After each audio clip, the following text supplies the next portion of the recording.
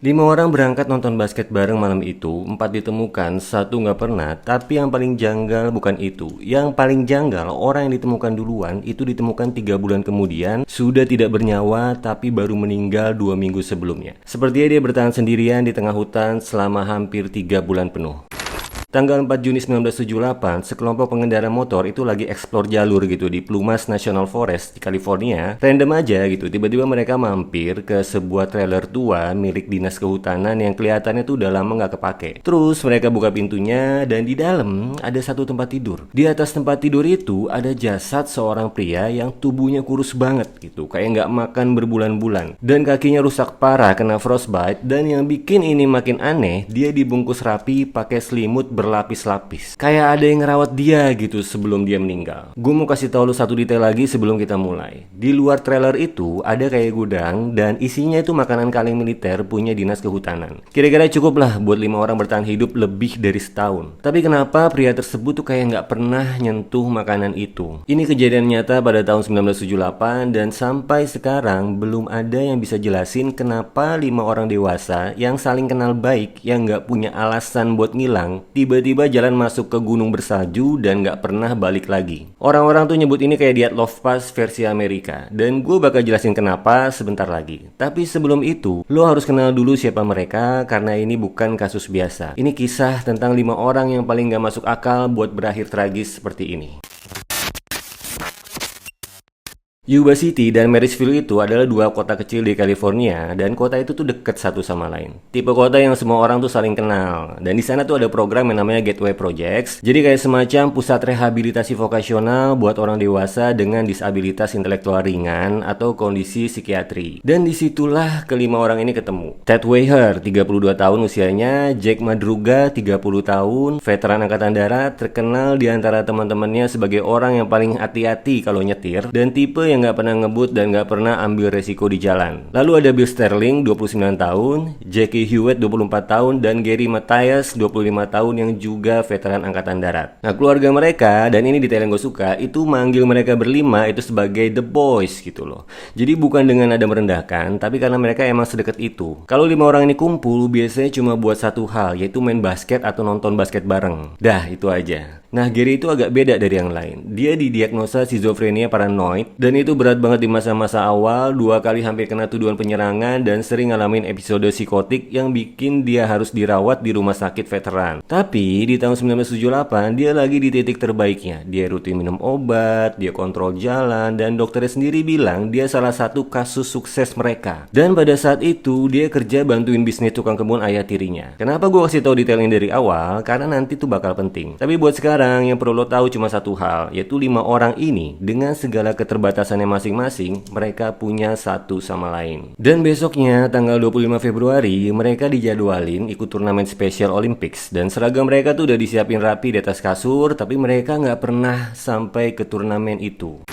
Jumat malam, tanggal 24 Februari 1978, mereka berlima naik mobil Mercury Montego tahun 69 punya Madruga. Dan mereka nyetir sekitar 50 mil dari Marysville ke Chico State itu buat nonton basket ceritanya. Nah, malam itu dingin, bukan kayak dingin biasa, tapi dingin yang cukup buat nurunin salju di daerah pegunungan sekitar. Dan mereka berangkat pakai baju yang jujur aja, itu nggak terlalu cocok buat cuaca kayak gitu. Selesai nonton, mereka mampir ke minimarket, beli cemilan dan minuman, barang-barang kecil yang bakal jadi bukti penting nantinya. Mereka terlihat terakhir kali menuju arah pulang ke Yuba City. Dah ya. Besok paginya keluarga mereka panik, karena mereka bukan tipe orang yang suka ngilang tanpa kabar. Apalagi ada turnamen besar gitu besoknya. Lalu keluarga mereka tuh lapor polisi, dan pencarian mulai dilakukan di rute yang biasa mereka lewatin dari Chico ke Marysville. Tapi polisi tuh nggak nemuin apa-apa, nggak ada jejak sama sekali. Seolah-olah mobil itu sama 5 orang di dalamnya tuh cuma kayak hilang gitu aja dari jalan.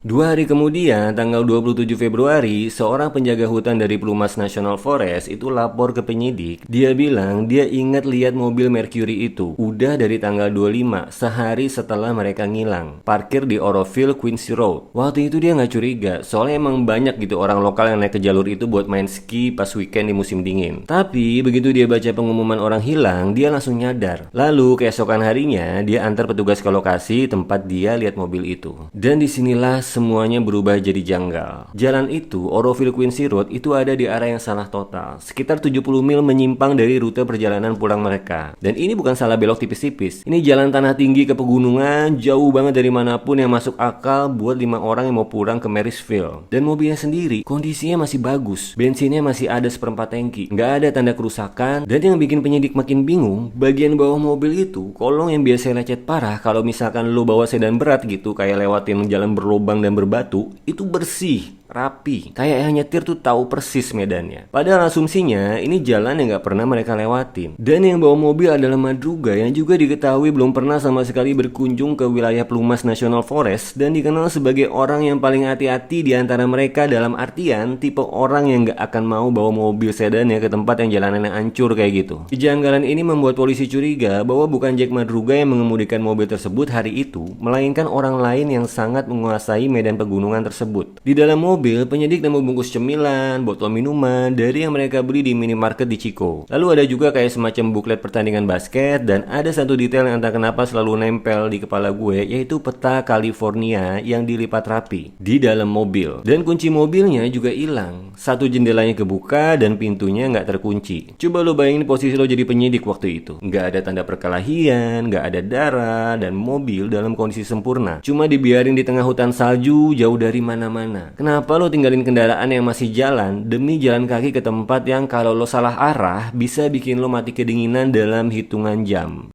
Ada satu orang yang mungkin lihat sesuatu malam itu. Namanya Joseph Scones. Dan dia kebetulan juga lagi ada di jalan yang sama. Mobilnya nyangkut di salju pas mau ke kabinnya. Dia sampai kena serangan jantung waktu nyoba dorong mobilnya sendirian. Karena usianya memang udah 55 tahun pada saat itu. Dan dia tuh terjebak, sakitan, dan gak bisa gerak. Dan sekitar jam setengah 12 malam, dia lihat ada lampu mobil. Dia bilang, dan ini penting, karena ini klaim dari orang yang lagi dalam kondisi kesakitan hebat, sendirian, di tengah malam dingin. Dia bilang, dia lihat beberapa pria turun dari mobil bareng seorang perempuan yang lagi gendong bayi. Dia coba manggil-manggil minta tolong, dan menurut dia tiba-tiba mereka berhenti ngomong, matiin lampu mobil, dan terus ngilang gitu aja. Kayak orang yang kepergok lagi ngelakuin sesuatu terus kabur diem-diem. 2 jam kemudian dia lihat cahaya senter lagi di kejauhan, tapi nggak ada yang datang buat nolongin dia. Pas dia akhirnya kuat buat jalan turun sendiri cari bantuan, mobil Madruga ada persis di titik dia lihat rombongan itu semalam. Tapi sampai sekarang nggak ada bukti apapun yang menunjukkan kalau ada perempuan dan bayi di jalan gunung itu pada malam itu. Gary Matthias sendiri tuh nggak punya anak, dan nggak ada satupun dari kelima orang ini yang lagi jalan bareng perempuan yang gendong bayi sepengetahuan penyidik. Jadi pertanyaannya, apa Scones beneran lihat mereka? Apa itu halusinasi karena kesakitan dan kedinginan ekstrim? Atau dia lihat sesuatu yang emang beneran terjadi dan detail perempuan gendong bayi itu cuma pikirannya aja gitu yang lagi kacau? Nggak ada yang tahu. Dan itu jadi satu-satunya petunjuk yang mereka punya sampai salju mencair.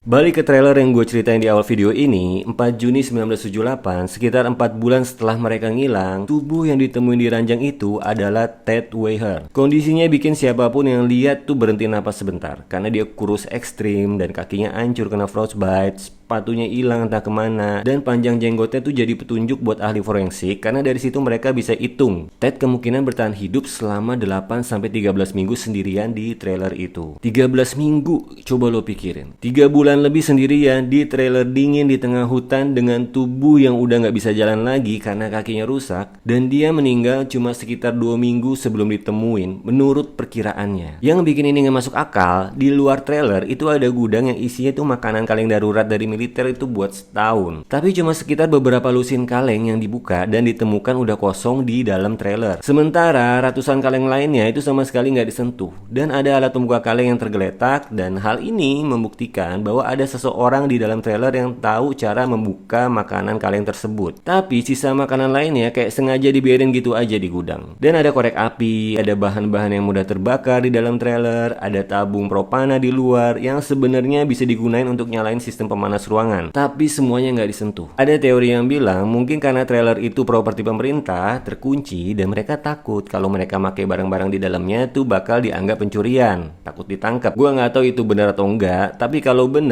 itu salah satu detail paling menyayat yang pernah gue baca di kasus manapun. Orang yang lagi sekarat kelaparan tapi masih mikirin aturan. Ada satu barang lagi yang aneh banget ditemuin di dekat tubuh Ted, yaitu sebuah jam tangan emas. Bukan punya dia, bukan punya satupun dari kelima orang ini. Sampai sekarang pun nggak ada yang tahu itu punya siapa atau kenapa ada di situ.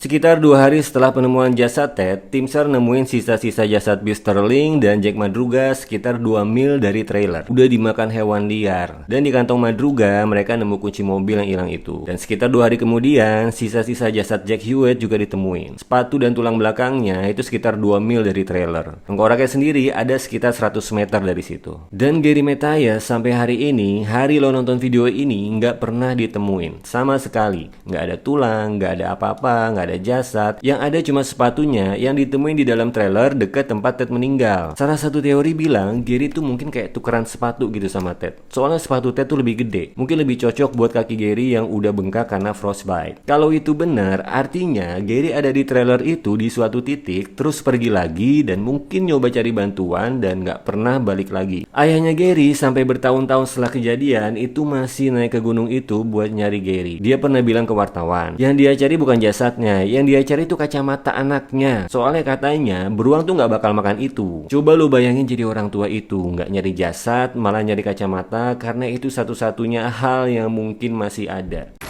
Oke, jadi ini yang bikin gue mikir keras setiap kali gue baca ulang kasus ini. Jadi ada dua kubu teori besar. Yang pertama, teori tersesat. Malam itu dingin ekstrim, mereka nyasar entah gimana, mobil kejebak, dan dalam kondisi panik plus hipotermia, otak manusia bisa bikin keputusan yang kelihatannya nggak masuk akal. Orang yang lagi kedinginan parah itu kadang malah buka baju gitu, bukan makin nutup diri. Itu fenomena nyata yang udah didokumentasiin di banyak kasus hipotermia. Buat orang-orang ini yang punya keterbatasan kognitif tambahan, mungkin kepanikan itu efeknya lebih parah. Tapi ada satu masalah besar sama teori ini, yaitu Madruga, orang yang paling hati-hati di antara mereka, yang katanya nggak pernah sekalipun ambil resiko waktu bawa mobil. Kok bisa gitu dia bawa mobil sejauh itu ke jalan yang hancur malam-malam, mungkin dugaannya tuh tanpa lecet sedikit pun di bagian bawah mobilnya. Itu kayak bukan gaya nyetir orang yang panik atau nyasar. Dan itu yang bikin banyak penyidik termasuk keluarga mereka sendiri itu condong ke teori kedua, bahwa ada orang lain yang terlibat malam itu. Entah mereka dipaksa ke arah itu, entah mereka lagi lari ke sesuatu atau seseorang yang bikin ini makin berat. Pada Oktober 2020,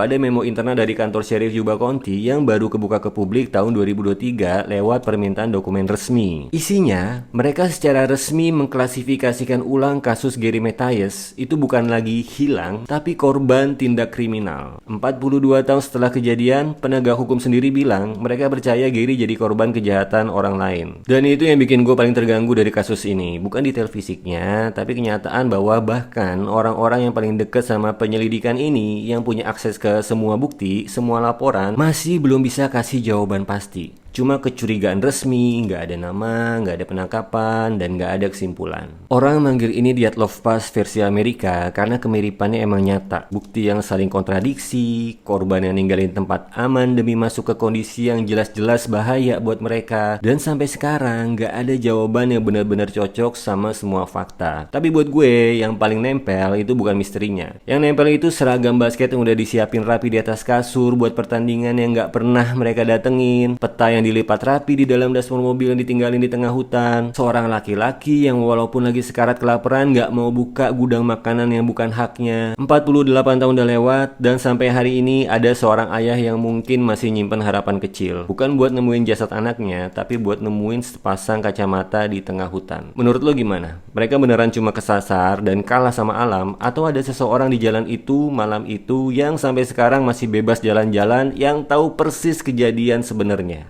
Gue Hani, ini Ruang Hani, sampai ketemu di pembahasan berikutnya.